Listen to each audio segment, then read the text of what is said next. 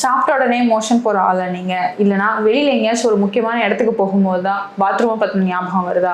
அப்போது இந்த வீடியோ உங்களுக்காக தான். இதை என்னன்னு சொல்லுவாங்க, இதை எப்படி சரி பண்ணலாம் அப்படின்றத இந்த வீடியோவில் நம்ம பார்க்கலாம். Swasi health spot channel viewers அனைவருக்கும் வணக்கம். நான் உங்கள் doctor Subhashini, Swasi diabetes hospital, Madipakkam, Chennai. இன்னைக்கு நம்ம பொதுவாக நிறைய பேருக்கு இருக்கிற டிசீஸை பற்றி தான் பார்க்க போகிறோம். என்ன அப்படின்னா ஐபிஎஸ்ன்னு சொல்லுவாங்க, இரிட்டபிள் பவல் சிண்ட்ரோம். இது என்ன பிரச்சனை பண்ணும் அப்படின்னு பார்த்தீங்கன்னா, நமக்கு ஏதாச்சும் ஒரு முக்கியமான வேலை இருக்கும், இல்லைனா எங்கேயாச்சும் வெளியில் போகணும், ஸ்ட்ரெஸ் ஆகும்போது நமக்கு உடனே மோஷன் போக ஆரம்பிச்சிடும். இல்லை சாப்பிட்றீங்க அப்படின்னா சாப்பிட்ட அடுத்த நிமிஷம் நீங்கள் எங்கே போயிருப்பீங்கன்னு பார்த்தீங்கன்னா பாத்ரூமில் தான் இருப்பீங்க.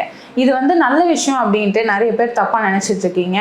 ஏன் மேடம், நான் சாப்பிட்ட உடனே மோஷன் போகிறது, என் வயிறு க்ளீன் தானே ஆயிடுது, அப்போ அது நல்ல விஷயம் தானே அப்படின்னு கேள்வியும் உங்கள் மனசுக்குள்ளே வரலாம். ஆனால் அந்த மித்தெல்லாம் இன்னைக்கு நம்ம என்னன்றதை ஃபேக்டாக பார்க்க போகிறோம். ஃபர்ஸ்ட்டு ஐபிஎஸ் என்ன அப்படின்றத நான் உங்களுக்கு சொல்லிடுறேன். இது இருக்க பர்சன்ஸ் என்ன பண்ணுவாங்கன்னா, சாப்பிட்ட உடனே மோஷன் போகிறது தான் ஃபர்ஸ்ட் அண்ட் ப்ரிடாமினன்ட் சிம்டம் அப்படின்னே நம்ம சொல்லுவோம். ஏன் அப்படின்னு பார்த்தீங்கன்னா, வயிறில் நம்ம ஏதாச்சும் ஒன்று எடுத்துக்கிறோம், இல்லை ஏதாச்சும் ஒன்று உள்ளே போடுறோம் அப்படின்னா கண்டிப்பாக அது வயிறு அதுக்கு பிடிக்காம அது வெளியில் தள்ளிடும் அப்படின்ற மாதிரி நம்ம ஒரு யூகத்தில் எடுத்துக்கலாம். சரிங்களா?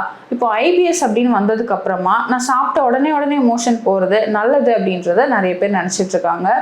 ஏன் அப்படின்னு பார்த்தீங்கன்னா, சாப்பிட்றேன் அதே டைமில் வெளியிலையும் போயிடுது, அப்போ எனக்கு நல்ல ஃப்ரீயாக ஜீரண மண்டலம் நல்லா வேலை செஞ்சுட்ருக்கு அப்படின்ட்டு நிறைய பேர் நினைக்கிறாங்க இல்லையா? அது ரொம்பவே தப்பு.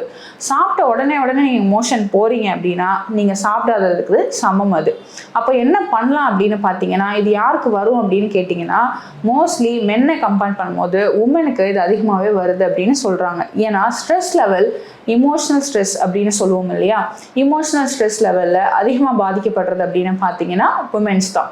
அதே நேரம் மென்ஸுக்கு எப்போ இந்த ஐபிஎஸ் எஃபெக்ட் ஆகுது அப்படின்னு பார்த்தீங்கன்னா, ஏதாச்சும் ஒரு முக்கியமான வேலைக்கு போகணும், இல்லை ஏதாச்சும் ஒரு ஆஃபீஸில் அஃபிஷியல் மீட்டிங் இருக்குது, அந்த ஸ்ட்ரெஸ் அந்த மாதிரிலாம் வரும்போது என்ன ஆகிடுது அப்படின்னா, ஃபஸ்ட்டு தாட்டு அவங்களுக்கு பாத்ரூம் போகணும் அப்படின்றது தான் இருக்கும். ஒரு மோஷன் போயிட்டு கிளியர் பண்ணிவிட்டு நம்ம போய் மீட்டிங்கில் உட்காந்தா அந்த மீட்டிங் நல்லபடியாக நடக்கும் அப்படின்ற ஒரு தாட்டுமே அவங்களுக்குள்ளே இருந்துகிட்டே இருக்கும். அப்போது அவங்களுக்கு எப்போயுமே ஏதாச்சும் ஒரு முக்கியமான வேலை செய்யறதுக்கு முன்னாடி எங்கே நமக்கு முக்கியமான மூமெண்ட்ல மோஷன் வந்துருமோ, இல்லை அந்த பதட்டத்தோடய அவங்க போய் ஒரு வேலை செய்யும் போது அது எப்படி இருக்கும்னு சொல்லுங்க. அப்போ இந்த பயத்தை கிளியர் பண்ணோம் அப்படின்னா நம்ம என்ன எடுத்துக்கணும், என்ன மாதிரி சாப்பிடணும், எதனால் இது வருதுன்றத ஃபர்ஸ்ட் தெரிஞ்சுக்கணும். எதனால் இது வரும் அப்படின்னு பார்த்தீங்கன்னா, ஃபர்ஸ்ட் விஷயம் டைமுக்கு சாப்பிடாதது. நீங்கள் ஒரு சைக்கிள் இருக்கும் இல்லையா? இப்போ நம்ம பயாலஜிக்கல் கிளாக் அப்படின்ற ஒரு விஷயம் நம்ம உடம்புக்குள்ளே இருக்குது. நீங்கள் டைமுக்கு சாப்பிட்டாலும் சரி, இல்லை டைமுக்கு தூங்கலனாலும் சரி, உடம்புக்குள்ளே நடக்க வேண்டிய விஷயங்கள் ஆட்டோமேட்டிக்காக நடந்துட்டு தான் இருக்கும். அது எனக்கும் அதுக்காக ஸ்டாப் பண்ண போகிறது கிடையாது. அப்போது காலையில் 8 மணிக்கு நீங்கள் சாப்பிடணும் அப்படின்னா, நீங்கள் சாப்பிட்டாலும் சாப்பிடலனாலும் என்சைம்ஸ் செக்ரீட் ஆகிட்டே தான் இருக்கும். செக்ரீட் ஆக என்ன ஆகிடும், ஒரு கட்டத்தில் இரிட்டேஷன் கிரியேட் ஆகிடும். அப்போ ஆட்டோமேட்டிக்காக நீங்கள் சாப்பிட்டாலும் சாப்பிடலனாலும் அது அந்த இரிட்டேஷன் கிளியர் பண்ணுறதுக்காக, என்சைம்ஸை கிளியர் பண்ணுறதுக்காக அவுட் பண்ணிகிட்டே இருக்கும். அப்போது நீங்கள் மெடிசன்ஸோ எடுத்துக்கிறீங்க, இல்லைனா ஏதாச்சும் ஒரு ரத்த சோகையாக இருக்கீங்க, நான் ஏதாச்சும் ஒரு நட்ஸு ஃப்ரூட்ஸ் அந்த மாதிரி எடுத்துக்கிறேன் அப்படின்னாலும், இல்லை நீங்கள் ஃபுட்டே இதுக்கப்புறம் நான் டைமுக்கு ப்ராப்பராக சாப்பிட போகிறேன் அப்படின்னு நினச்சி எடுத்தாலுமே சரி, அதுக்கு அந்த பழைய உணர்ச்சி தான் ஞாபகம் இருக்கும். அப்போ என்ன பண்ணும், உடனே வாஷ் அவுட் பண்ணிகிட்டே இருக்கும். இதனால தான் சாப்பிட்ட உடனே உங்களுக்கு மோஷன் போயிட்டே இருக்கும். ரெண்டாவது விஷயம் பார்த்தீங்கன்னா, கரெக்டாக தூங்காதது. தூக்கம் சைக்கிள் எப்போ டிஸ்டர்ப் ஆகுதோ அப்போ டோட்டல் பாடியுமே டிஸ்டர்ப் ஆகிடும் அப்படின்னு சொல்லுவாங்க. ஸோ ப்ராப்பர் டைமுக்கு தூங்கலை அப்படின்னா சைக்கிள் டோட்டலாகவே டிஸ்டர்ப் ஆகிடும். அதுவுமே ஸ்டொமக்குக்கு ஒரு கன்ஃபியூஷனை க்ரியேட் பண்ணி கொடுத்துரும். இதில் எத்தனை டைப்ஸ் இருக்குது அப்படின்னு பார்த்தீங்கன்னா 3 டைப்ஸாக நம்ம சொல்லலாம். ஃபஸ்ட்டு ஐபிஎஸ் இருக்கவங்களுக்கு சாப்பிட்ட உடனே மோஷன் போகணும் அப்படின்றது இருக்கு இல்லையா, அதை நம்ம ஐபிஎஸ் டி அப்படின்னு சொல்லுவோம், டைரியட் டைப். ஐபிஎஸ் இருக்க எல்லாருக்குமே மோஷன் சாப்பிட்ட உடனே போகுமான்னு கேட்டிங்கன்னா அதுதான் கிடையாது. கான்ஸ்டிபேஷன் இருக்கிற டைப்புமே இருக்குது. அது நம்ம ஐபிஎஸ் சி அப்படின்னு சொல்லுவோம். ஸோ இது ரெண்டுமே இருக்க கண்டிஷன்ஸ் இருக்கவங்களும் இருப்பாங்க. அவங்கள ஐபிஎஸ் எம் அப்படின்னு சொல்லுவோம், மிக்சர் டைப்பு.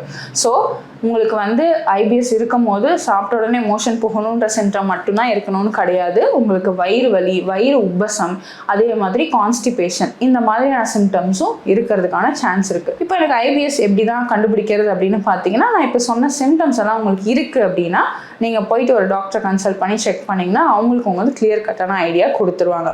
கொடுத்ததுக்கப்புறம் நீங்கள் என்ன பண்ணணும் அப்படின்னு பார்த்தீங்கன்னா, ஒரு ரொட்டீனை ஃபாலோ பண்ண ஸ்டார்ட் பண்ணிடுங்க. என்ன மாதிரி ரொட்டீன் இருக்கணும் அப்படின்னு பார்த்தீங்கன்னா, ஃபஸ்ட்டு திங், நீங்கள் காலையில் எழுந்த உடனே டீயோ காஃபியோ குடிச்சு அந்த ஸ்டொமக் லைனிங் வந்து இரிட்டேட் பண்ணுறதை அவாய்ட் பண்ணிடுங்க. ஸோ காலை எழுந்த உடனே பெட் காஃபி குடிக்கிறவங்களா பெட் டீ குடிக்கிறவங்களா இருந்தீங்கன்னா அந்த ஹேபிட்டை ஃபஸ்ட்டு ஸ்டாப் பண்ணிடுங்க. நீங்கள் என்ன பண்ணணும் அப்படின்னு பார்த்தீங்கன்னா காலை எழுந்த உடனே ஒரு கிளாஸ் ஆஃப் வார்ம் வாட்டர் குடிங்க. மோஸ்ட்லி ஐபிஎஸ் இருக்கவங்க வார்ம் வாட்டரை எடுத்துக்கிறத விட இன்னும் பெனிஃபிஷியல் என்ன அப்படின்னு பார்த்தீங்கன்னா நைட்டே வந்து ஒரு கிளாஸ் வார்ம் வாட்டரில் ஒரு ஸ்பூன் ஜீராவோ இல்லைனா வந்து ஒரு ஸ்பூன் வந்து மல்லி விதைகள் தனியா விதைகள் சொல்லுவோம் இல்லையா, அதை போட்டு ஊற வச்சுட்டு காலையில் வடிகட்டிட்டு அந்த தண்ணியை குடிச்சிட்டு வந்தாலும் இன்னும் பெட்டர் தான். ஸோ ஃபஸ்ட்டு ஸ்டார்டிங் எழுந்திரிக்கும் போதே இந்த ஒரு சின்ன ஹேபிட் நீங்கள் மாற்றுறது மூலயமாவே உங்களுக்கு வந்து ஐபிஎஸ்லேருந்து 50% வரைக்கும் ரிலீஃப் நல்லாவே கிடைக்கும். அடுத்தது பார்த்தீங்க அப்படின்னா நீங்கள் எடுத்துக்கிற ஃபுட் எப்படி இருக்கணும் அப்படின்னா ரொம்ப ஆயிலியாக வறுத்தது பொரிச்சது அதே மாதிரி காரமான உணவுகள் அதெல்லாம் வந்து ரொம்ப இரிட்டன்ஸான உணவுகள். சரியா? அப்போது ஆல்ரெடி உங்களுக்கு இரிட்டேட்டாக இருக்க ஸ்டொமக்கு நம்ம திரும்ப இரிட்டேட் கொடுத்தா எப்படி இருக்கும்? அதனால் அந்த மாதிரியான ஃபுட்ஸ் வந்து கொஞ்சம் அவாய்ட் பண்ணிவிட்டு கொஞ்சம் துவர்ப்பு சுவை அதிகமாக உள்ள உணவுகள் வந்து எடுக்கிறது ரொம்பவும் நல்லது. இந்த விஷயங்கள் ரெண்டத்தையும் பார்த்துக்கிட்டதுக்கு அப்புறமா மூணாவது ரொம்ப முக்கியமான விஷயம் தான் தூக்கம். நீங்கள் என்ன பண்ணணும்? கரெக்டாக நைட்டு வந்து தூங்குறீங்க அப்படின்னா 10 மணிக்கு தூங்கிட்டு காலையில் எழுந்திருக்கிற மாதிரி பார்த்துக்கோங்க. மினிமம் வந்து ஒரு 8 hours ஆஃப் ஸ்லீப் இருக்கிற மாதிரி பார்த்துக்கோங்க. 8 மணி நேரம் என்னால் தூங்க முடியாது அப்படின்னு சொல்கிறவங்க மினிமம் 6 மணி நேரமாச்சும் தூங்கி தான் ஆகணும். இதில் காம்ப்ரமைஸே பண்ண முடியாது. காம்ப்ரமைஸ் பண்ணால் ஐபிஎஸ்ஸை வந்து சரி பண்ணுறதுக்கான வாய்ப்பே கிடையாது. எல்லாமே வந்து சின்ன சின்ன விஷயங்களை மாற்றுறது மூலயமா மட்டும்தான் சரி பண்ண முடியும். எல்லாத்துக்கும் மருந்து எடுத்துக்கிட்டா போதும் அப்படின்றத நினைக்கிற தப்பான விஷயத்த மறந்துடுங்க. ஸோ இந்த ஹேபிட்ஸை வந்து நீங்கள் ஃபாலோ பண்ணுறீங்க அப்படின்னா கண்டிப்பாக உங்களுக்கு வந்து ஐபிஎஸ் வந்து படிப்படியாக வந்து குறைஞ்சு வந்துடும். நான் சொன்னேன் இல்லையா, ஃபஸ்ட்டு அந்த ட்ரிங்க்கை மட்டும் நீங்கள் ஃபாலோ பண்ணாவே உங்களுக்கு 50% பிரச்சனைகள் நல்லாவே குறைஞ்சிரும். அடுத்து நீங்கள் பண்ண வேண்டியது உங்கள் உணவில் நிறைய நார்ச்சத்து உள்ள உணவுகளை வந்து எடுத்துக்கணும்.